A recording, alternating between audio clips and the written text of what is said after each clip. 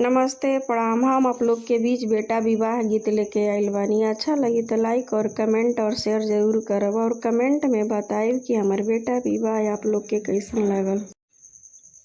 कवना बगिया कोयल बोले, कवना बगिया सुगा बोले, कवना बगिया कोयल बोले, कवना बगिया सुगा बोले। अरे माई कवना गलिया बोले लन सुंदर दुल्हा, अनावा उदास कइले। अरे माई कवना गलिया बोले लन सुंदर दुल्हा, मनावा उदास कइले।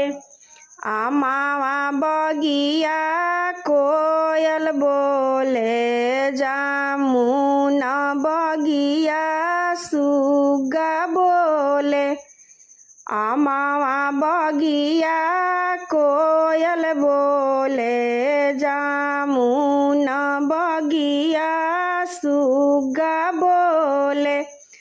अरे माई बाबा गलिया बोले लन कवन दुल्हा, मनावा उदास कइले।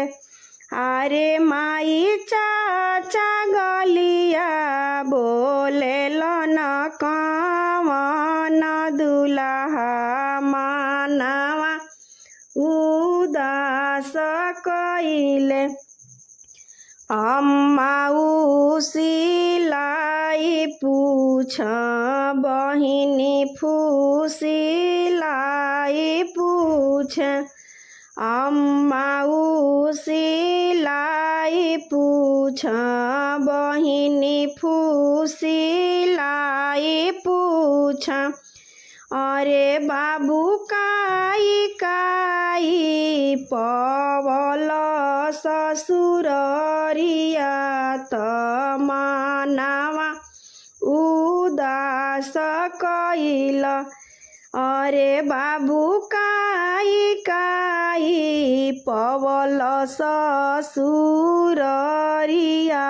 त मनावा उदास कइल। अरे माई सोनावा बहुत पवनी, रुपिया हजार पवनी।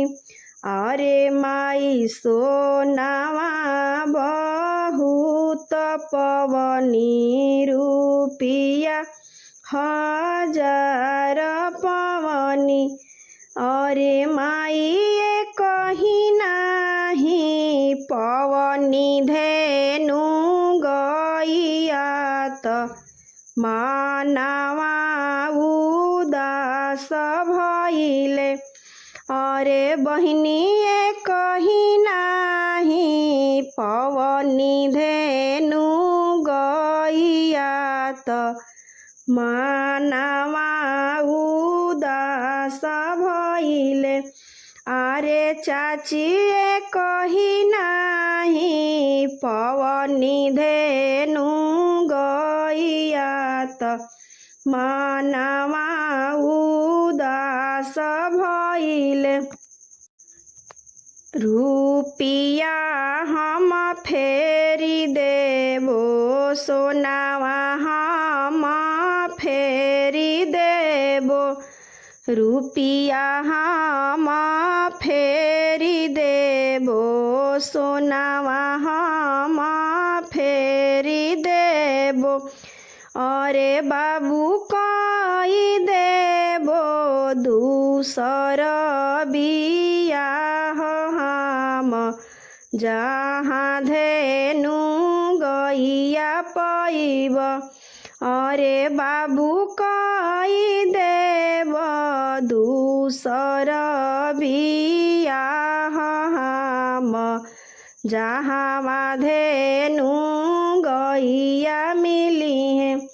अरे अम्मा नाही हम रुपिया फेरब नाही अम्मा सोनामा फेरब नाही अम्मा रुपिया फेरब नाही अम्मा सोनामा फेरब नाही हम रुपिया फेरब नाही हम सोनामा फेरब।